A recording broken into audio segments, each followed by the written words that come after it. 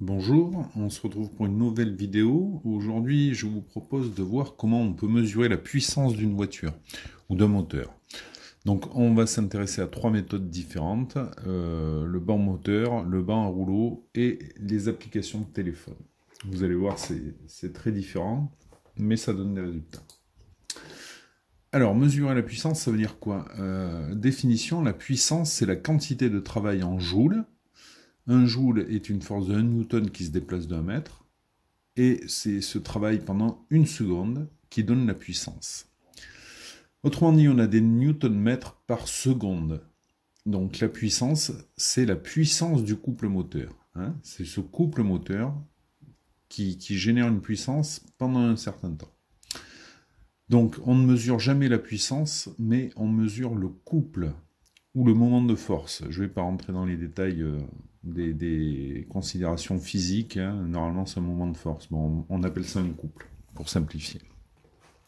Et une fois qu'on a mesuré le couple, alors on en déduit la puissance avec la vitesse. Donc la formule de la puissance, c'est P égale C fois oméga, le couple par la vitesse de rotation. Alors la vitesse de rotation dans cette formule, elle est en radians par seconde.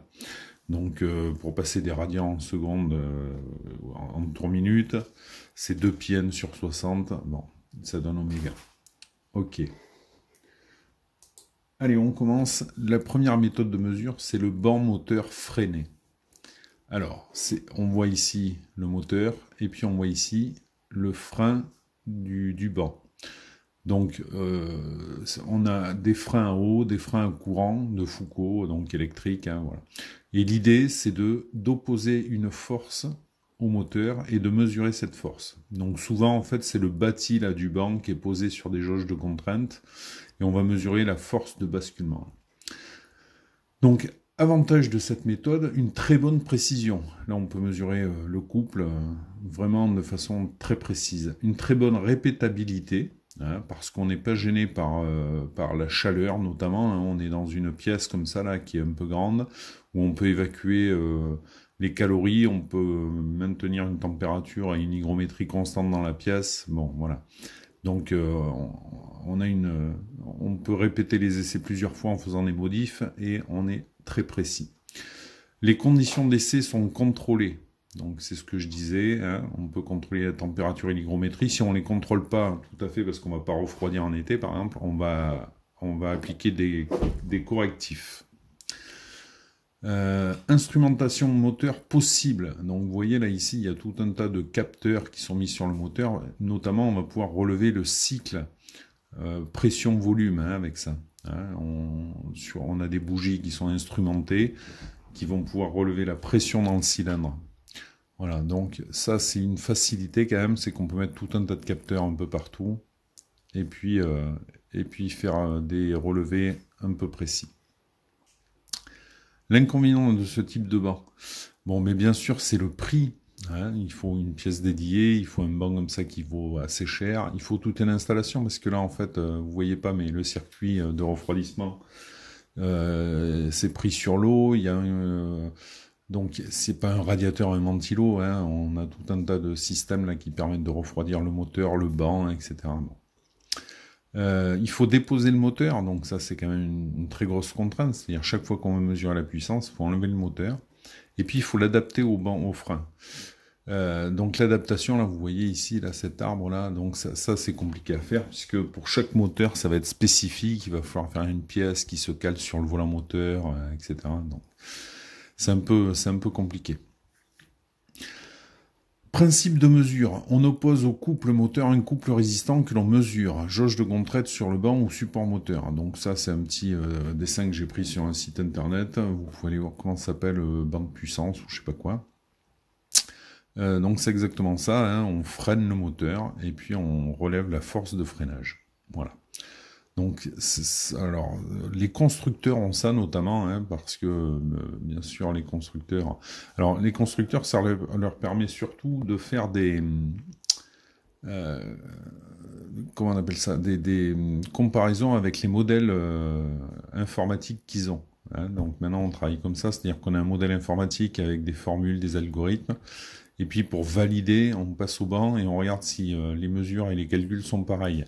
Et une fois qu'on a fait ça, eh bien, on n'a plus qu'à faire de l'informatique. Il y a les grands préparateurs moteurs hein, qui ont aussi ce genre de banc et les équipes de compétition souvent. Voilà pour le banc moteur. Ensuite, on trouve le banc à rouleau freiné. Donc le banc à rouleau freiné, il permet peu ou prou la même chose que le banc moteur, hein, sauf que bien sûr on passe la voiture entière. Donc il permet comme le banc moteur de créer un couple qui s'oppose au couple moteur. Donc vous voyez ici, là, c'est le frein à courant de Foucault qui est là, et on va freiner les rouleaux. Et on va essayer de faire la même chose que sur le banc moteur, c'est-à-dire appliquer un couple résistant pour mesurer le couple moteur. Voilà. Donc il permet en théorie la même mesure que le banc moteur, mais pour tous les bancs à rouleau, le contact pneu-rouleau est un problème. Hein. Évidemment, puisqu'on va avoir du patinage là. Si vous freinez le rouleau, et c'est par l'intermédiaire du pneu qu'on va freiner le moteur, voilà. Et le contact pneu-rouleau, là, c'est compliqué. Donc on va avoir des rouleaux à revêtement agressif pour les pneus, hein, évidemment, on ne pourra pas faire beaucoup de tests, sinon on dégrade beaucoup les pneus. Et puis les tests freinés, comme ça, ils sont très contraignants pour le moteur, prévoir une ventilation très efficace. Quelques essais sont possibles, parce que là, évidemment, c'est des tests qui durent assez longtemps. Pour passer un moteur au banc ou au banc à rouleau freiné, c'est au moins 10 minutes à pleine charge, quoi, hein, puisque le principe du banc moteur, c'est d'accélérer à fond, papillon grand ouvert, et puis on freine jusqu'à relever, alors pour tous les régimes, hein, 1000 tours, 1500 tours, 2000 tours, 3000 tours, voilà, on défreine un peu pour que ça prenne du régime, et on a le papillon ouvert en grand, et on mesure le couple avec ça. Donc évidemment, ça met un peu de temps. Donc là, c'est vraiment... bon, on n'en rencontre pas beaucoup de ces bancs, en fait. Hein. Ça existait il y a... enfin, ça existe toujours, hein, mais il y a une quinzaine d'années, c'était utilisé de moins en moins. Le banc qu'on a le plus l'habitude de voir, c'est le banc à rouleau à inertie. Donc c'est des rouleaux qu'on entraîne. Voilà. Donc la procédure, on se met à un régime sur une certaine vitesse, en troisième ou en deuxième, je sais pas, à 3000 tours. Et puis le banc dit d'accélérer à fond, on accélère à fond, et puis on fait une mesure qui dure une dizaine, une quinzaine de secondes. Alors comment ça fonctionne? Eh bien en fait le couple en newton-mètre, c'est le moment d'inertie de l'objet en rotation fois l'accélération en radians par seconde.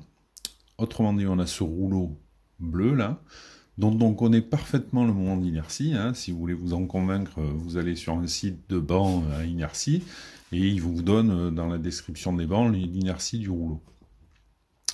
Et puis on a des capteurs là qui vont mesurer très précisément l'accélération du rouleau quand j'accélère avec ma voiture.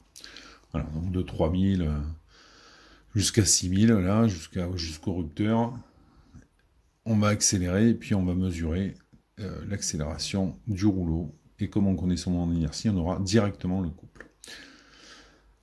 Donc ce couple, il s'applique au centre, là, puis divisé par le rayon du rouleau, on aura la force transmise par la roue. Cette force, on la multiplie par le rayon de jante, et on obtient le couple à la jante. Hein.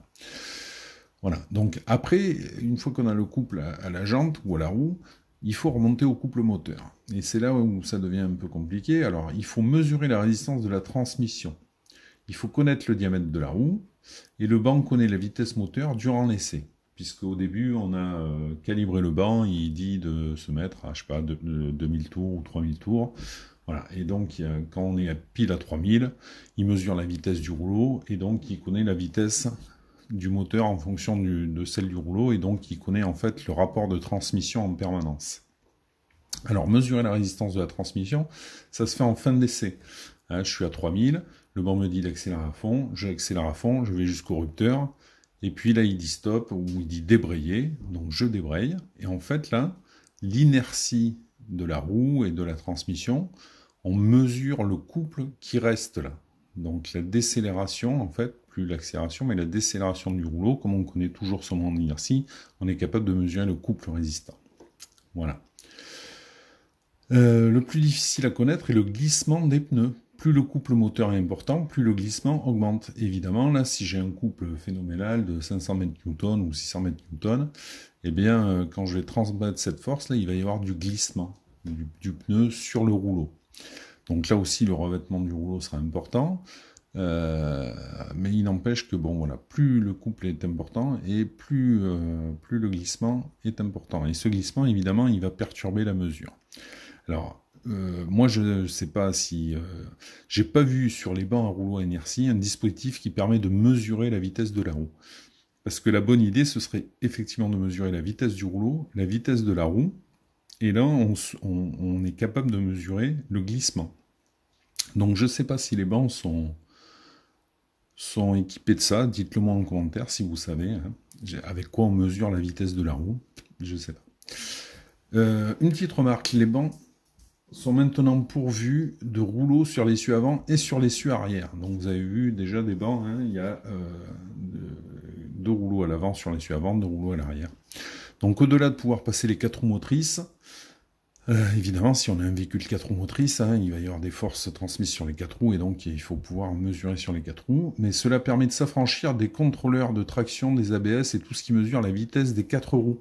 Si vous avez un contrôleur de traction, ben évidemment, quand il voit les roues avant qui patinent, ou enfin qui tournent et pas les roues arrière, lui il pense qu'il y a du patinage et donc il va freiner les roues. Et donc on ne peut pas faire de test. Donc jusqu'à il y a quelques années, on a enlevé les fusibles, on débranchait ces genres de choses là, les contrôleurs de traction et les ABS. Aujourd'hui, c'est plus tout à fait possible, la voiture se met en défaut si on les débranche. Donc il faut absolument des bancs 4 roues, quoi. Voilà pour les bancs rouleaux inertie. Et puis la dernière chose avec laquelle on peut mesurer la puissance, c'est l'application smartphone. Alors le principe de mesure là, c'est la force est égale à la masse fois l'accélération. Hein, on se sert de l'accéléromètre du téléphone pour déterminer gamma. Donc gamma, c'est l'accélération du véhicule. Il faudra que mon téléphone dans la voiture, il soit ou parfaitement horizontal ou parfaitement vertical. En tout cas, il faut que l'accéléromètre qui est dans le téléphone ne soit pas perturbé par une inclinaison.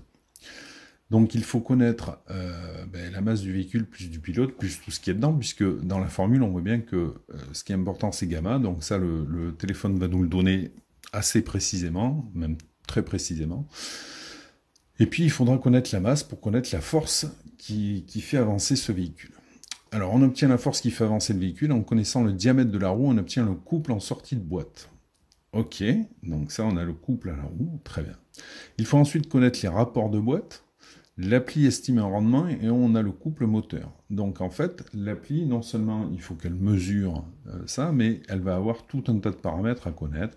Les rapports de boîte, on va voir après la surface frontale du véhicule. Bon, tout ça, ce sera important et pris en compte. Alors la limite de l'application smartphone. Bien déjà, la base d'essai est très importante. Il faut être sur une route parfaitement plate. Hein, sinon, si ça descend ou si ça monte, ça fausse complètement la mesure. Les pertes sont estimées et pas mesurées. On a vu que sur le banc à rouleau, on mesurait les pertes. Ici, on estime à 2-3% de pertes. Bon. Le poids n'est pas connu précisément. C'est difficile de peser un véhicule. Alors ça se fait, hein, mais et ce serait le mieux. Mais on ne peut pas faire ça tout le temps. Donc on estime un poids. Alors si c'est à 10 kg près, c'est pas grave, mais si c'est à 50-100 kg, là, ça devient compliqué. Donc j'ai pris un exemple sur cette diapo. On imagine qu'on fait un essai sur route qui a une déclivité de 6%. Alors 6%, ça veut dire que sur 100 mètres de longueur, la hauteur augmente de 6 mètres. C'est une déclivité pas très importante, on peut s'en rendre compte à pied. En voiture, c'est déjà un petit peu plus compliqué. Alors dans ce cas-là, si on veut calculer la force qui va s'opposer au déplacement de la voiture, c'est F égale M gamma mg alpha. Donc 1500 c'est le poids, 981 c'est G, l'accélération de la pesanteur, et puis l'angle c'est 0,06. Et on obtient donc une force de 885 newtons qui s'oppose au déplacement de la voiture. Ou cette force qui s'oppose au déplacement de la voiture, ou qui permet de monter la route. Donc maintenant, F égale m gamma, admettons que le téléphone ait enregistré une accélération de 5 mètres secondes. On a donc la masse du véhicule, 1500 x 5, 7500. Et donc, notre application va croire qu'il faut 7500 newtons de force pour déplacer le véhicule avec cette accélération. En réalité, on voit bien qu'il manque 885 newtons à cette valeur. Et donc l'accélération mesurée aurait dû être de 5,6 mètres par seconde. Donc en fait, si le véhicule monte, eh bien évidemment, on va croire qu'il va moins vite, et donc que la puissance est moindre. Voilà. Donc la base d'essai est très importante. Alors d'autres limites existent avec ce type d'application. Le revêtement de la route, parce que évidemment, si ça patine, on va fausser la mesure. Le vent, plus il y aura de vent, pareil, on va augmenter la force. La température, puisque là, on aura le moteur qui développera moins de puissance. Voilà.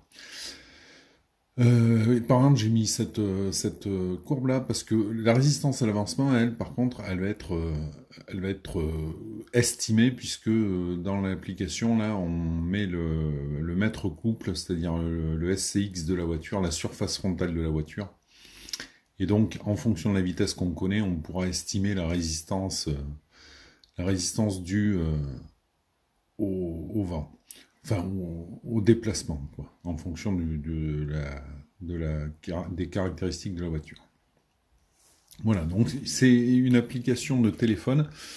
Ça peut être une bonne base de comparaison, c'est-à-dire que si j'ai trouvé une base pour faire mes tests qui est bien plate, que je peux faire par exemple une mesure dans un sens, une mesure dans l'autre, ça va compenser un peu les effets, etc. Je fais plusieurs mesures pour être bien sûr. Voilà, ça peut être une bonne base de comparaison, même si la valeur de la puissance mesurée n'est pas la bonne. En fait, c'est pas très grave, puisque si je fais des améliorations à ma voiture, je vais pouvoir les mesurer quand même. Mais il faudra jamais changer la base d'essai, il faudra en trouver une qui soit bien plate, etc. Voilà. Ça a quelques limites, mais c'est pas, sans être très précis, c'est bien sûr la solution la moins précise, mais c'est pas cher du tout, et donc ça peut être une bonne base de comparaison en tout cas. Voilà. Ok, cette vidéo est terminée. Comme d'habitude, abonnez-vous. Au revoir.